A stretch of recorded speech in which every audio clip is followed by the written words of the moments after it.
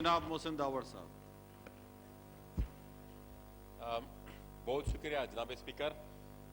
جناب اسپیکر، یقیناً مری کا واقعہ بہت ہی زیادہ افسوسناک ہے، اور جتنے بھی لوگ اس میں شہید ہوئے ہیں ان کے لواحقین سے ہماری دلی تعزیت ہے، اور ان کے لیے صبر کی دعا کرتے ہیں.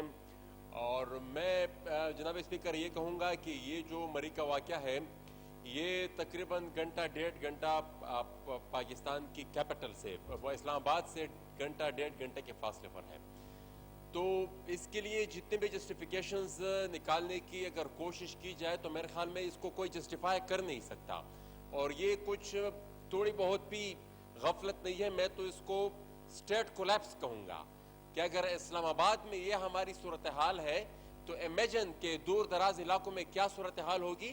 کل ہی میرے سامنے ایک ویڈیو آئی جو کہ تیرا خیبر ایجنسی کی ہے، جہاں پر اس سے بھی کئی گنا زیادہ برف باری ہوئی، یا اس کے ساتھ ساتھ جو یہاں پر ابھی اشارہ ہوا کہ کوشک اور توبا چکزائی اور ملک کے مختلف علاقوں میں یہ برف باری ہوئی.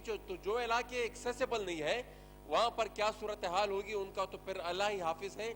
جب اسلام آباد سے ڈیڑھ گھنٹے کے فاصلے پر مری کی یہ صورتحال ہے تو میرے خیال میں یہ ایک بہت بڑی غفلت ہے، اور اس کو تحقیقات کے بغیر چھوڑنا نہیں چاہیے.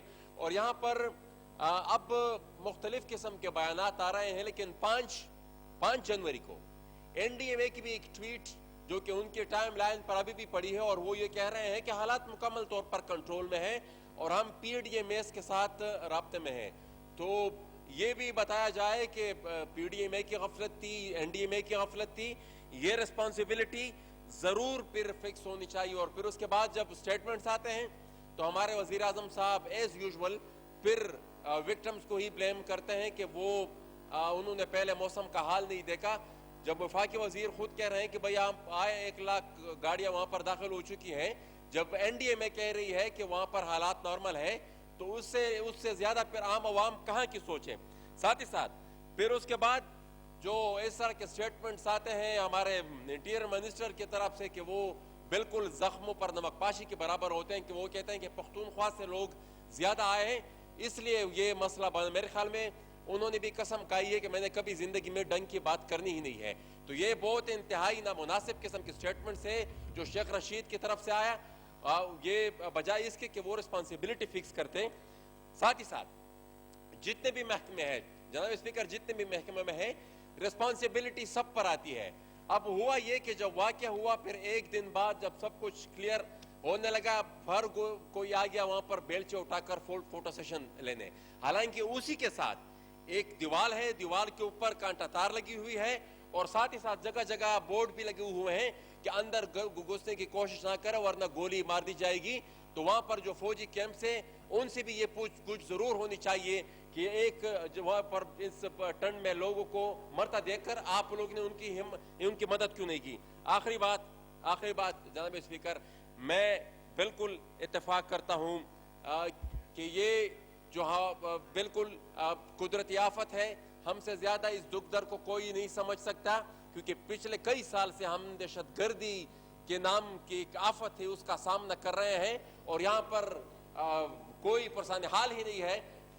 جب سے میں ممبر بنا ہوں پہلے دن سے میں چیخ رہا ہوں کہ وہاں پر دہشت گرد ری گروپ ہو رہے ہیں.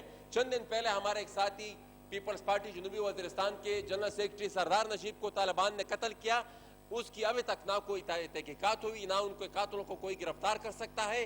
وہ دن بدن مضبوط ہوتے جا رہے ہیں، اور یہاں پر ہماری سیریسنس کا حال یہ ہے کہ اس ہاؤس میں اس پر ڈیبیٹ قدر نہیں ہوتی.